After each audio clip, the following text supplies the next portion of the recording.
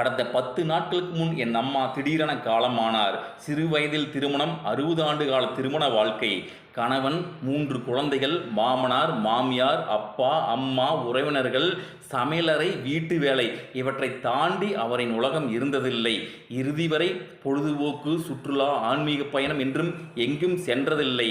ஆடம்பர வாழ்வு வாழ்ந்ததில்லை. இப்பொழுது நினைத்து பார்க்கின்றேன், என் அம்மாவோடு இன்னும் கொஞ்சம் நேரம் செலவிட்டிருக்கலாம் என்று. சொல்லாமல் போவது தாயே நியாயமா? உயிர் தந்த தேவிக்கு உயிர் இல்லையோ? பாலூட்டி பாத்தியே பாலூத்தலாமோ?